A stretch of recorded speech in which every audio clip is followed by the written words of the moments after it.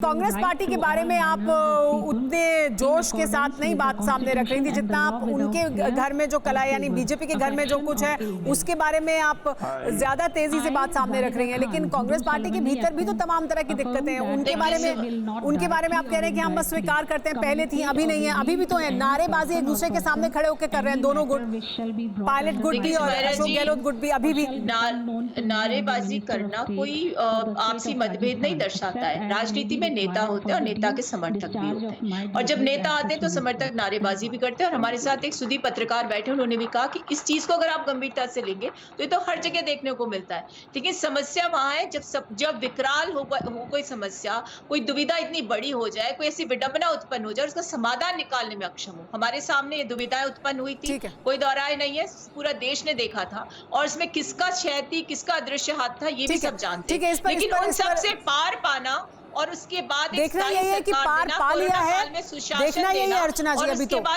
कोशिश जरूर है पार पाने की, समन्वय बनाकर पार पाया है या नहीं कांग्रेस पार्टी ने, ये तो समय बताएगा। अभी कोशिश जरूर है, कोशिश अहम है, पार पाने की कोशिश जरूर है। जो तमाम विरोधाभास थे आपके कांग्रेस पार्टी के भीतर राजस्थान में, उन्हें दूर करने की कोशिश जरूर की गई है।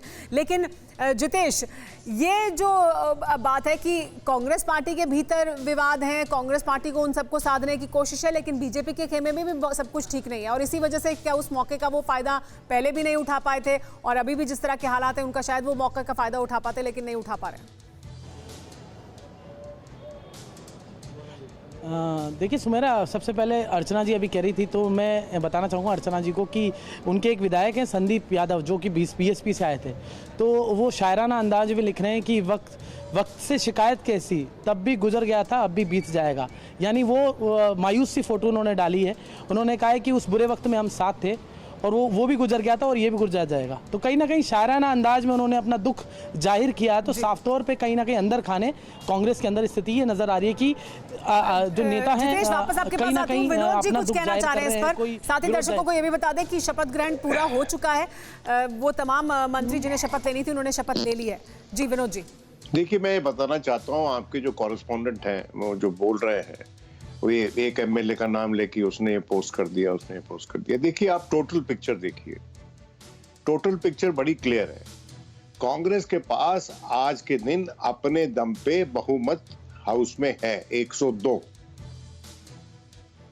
अब बचता है कि जो लोग नाराज हैं उनको सांत्वना देना, उनको एक जगह देना, उनको एक स्पेस देनी।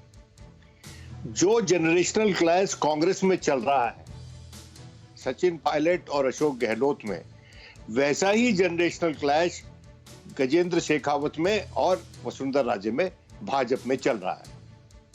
ये सच्चाई यथार्थ है, इसे आप मुंह मोड़ नहीं सकते। और इसके ही चलते दोनों पार्टी के भीतर जो कलह है उसके चलते मैं समझता हूं कि बीजेपी एक्सप्लॉइट नहीं कर पा रही है। देखिए, भारतीय जनता पार्टी के जो आंकड़े हैं कांग्रेस से बहुत कम है, और उनके कुछ लोग जो छोड़ के भी चले गए, वो लोकतांत्रिक वाले, हनुमान बेनीवाल, वो नागौर वाले, वो छोड़ के चले गए मेंबर ऑफ पार्लियामेंट ये किसानों के मुद्दे पे। तो जो बीएसपी के लोग हैं उनको इस बात का डर है कि जो सुप्रीम कोर्ट में केस चल रहा है, अब वो केस के रिवाइव करने की कोशिश बीजेपी करेगी, क्योंकि अभी तक बीजेपी का वैसा ही एक केस गोवा में जो फंसा हुआ था। अब गोवा में इलेक्शन होने वाले हैं, जब गोवा में इलेक्शन हो जाएंगे, वो कांग्रेसी जो एमएलए वो ले गए थे उनका भी वैसे ही केस है जैसे बीएसपी वालों का है। तो इसलिए परवाह देश की, सोमवार से शुक्रवार रात 10 बजे TV9 भारतवर्ष पर।